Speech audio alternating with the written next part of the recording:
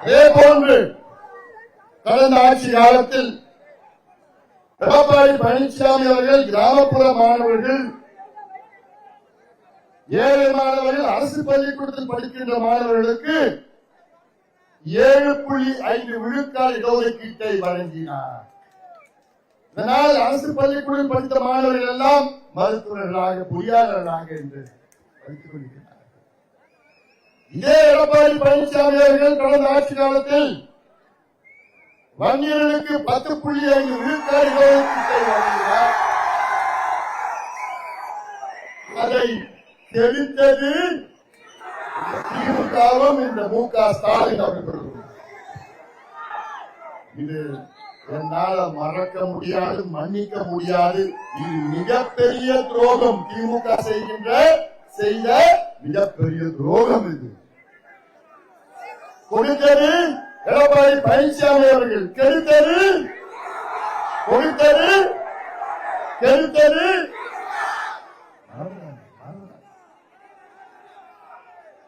ஸ்டாலின் அவர்களுக்கு இந்த ஒடுக்கப்பட்ட மக்கள், பட்டியலின மக்கள், வன்னியர் மக்கள் போன்ற உழைக்கின்ற மக்களுடைய ஓட்டு மட்டும்தான் வேணும். இவங்க யாரும் படிக்கக்கூடாது. ஸ்டாலினை பொறுத்த வரைக்கும் வேலைக்கு போகக்கூடாது, குடிக்கணும், விவசாயம் பண்ணணும், கூலியா இருக்கணும், முன்னேறக்கூடாது.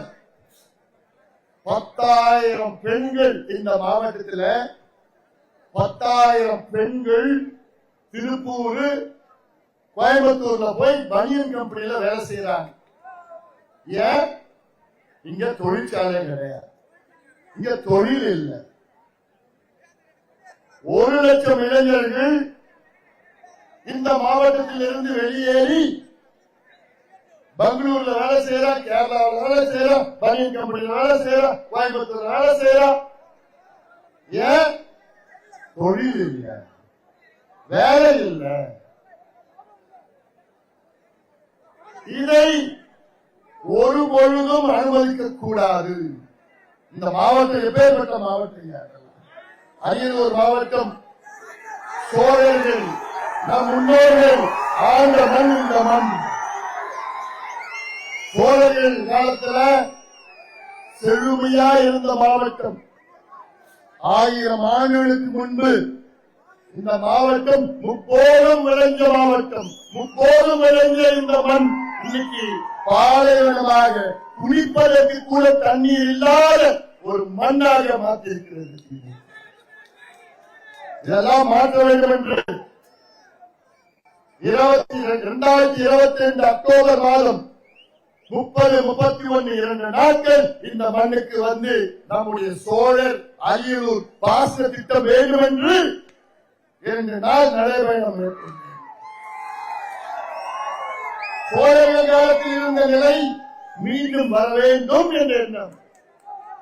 பக்கத்தில் ஓடுது கொள்ளிடம், காவிரியாறு கொள்ளிடம் கிளை.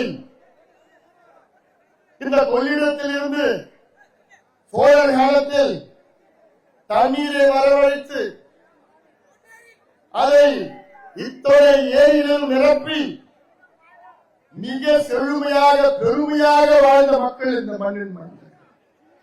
இன்று இந்த திமுக ஆட்சியினால் கையேந்தி கொண்டு, ஐயா எங்களுக்கு விவசாயத்தை கொடுங்க, ஐயா எங்களுக்கு தண்ணியை விடுங்க, ஐயா எங்களுக்கு வேலையை விடுங்க, ஐயா எங்க பிள்ளைகளை படிக்க வைங்க, ஐயா எங்க நாங்கள் எல்லாம் சுயமரியாதை வாழ வேண்டும் என்று கையேந்தி வைத்திருக்கின்ற திமுக இதெல்லாம் மன்னிக்கவே முடியாது.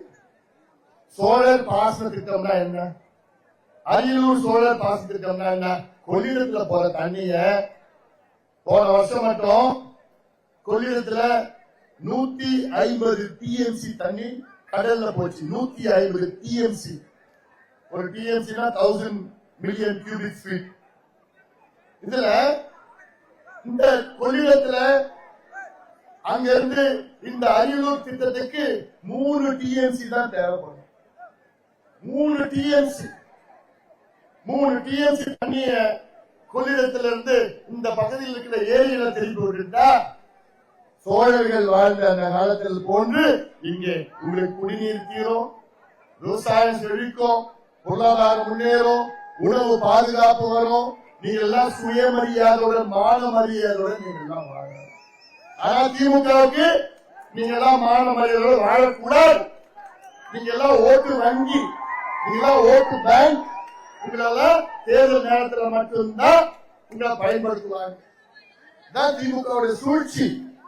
நானும் இந்த மாவட்டத்தில் உள்ள அத்தனை ஏரியிலும் நான் போய் பார்த்திருக்கேன். எல்லா ஏரி செம்பியமாதேவி ஏரி 1600 ஏக்கர், கரிவெட்டி ஏரி 1100 ஏக்கர், சுத்தமல்லி ஏரி 950 ஏக்கர். இந்த ஏரியில் சோழகங்கம் ஏரி, பொன்னேரி, அது கிட்டத்தட்ட அது கட்டின காலத்துல கிட்டத்தட்ட 27 கிலோமீட்டர் தர, 5 கிலோமீட்டர் அகலம், 27 கிலோமீட்டர் நீளம். இன்னைக்கு 5 கிலோமீட்டர் நீளம். அவ்வளவுதான் இருக்கு. இந்த ஏரியில எப்படி வெட்டினா தெரியுமா? அந்த காலத்துல இந்த ஏரி எல்லாமே கொள்ளிடவாரத்திலிருந்து 5 கிலோமீட்டர், 6 கிலோமீட்டர், 7 கிலோமீட்டர் தொலைவில் தான் இருக்கு. அந்த ஒரு ஏரியில தண்ணி வந்ததுன்னா அப்படி அடுத்த ஏரியில போயிட்டு இங்க இருந்து நம்முடைய பொன்னேரியில இருந்து அடுத்து வீராண ஏரி வரைக்கும் போற அந்த பாசன திட்டம். இதைத்தாயா நாங்க கேட்டோம், இதைத்தான் கேட்டோம். ஆனால் அதை பற்றி எந்த சிந்தனையும் இல்லாத ஒரு முதலமைச்சர், அது என்னன்னு தெரியாத ஒரு முதலமைச்சர். அதுதான் பிரச்சனையே. எடப்பாடி பழனிசாமி அடிப்படையிலே ஒரு விவசாயி, விவசாயிகளுடைய பிரச்சனைகள் எல்லாம் நன்கு அறிந்தவர். அவரை நீங்க தேர்வு செய்யுங்க உங்களுடைய முதலமைச்சர்.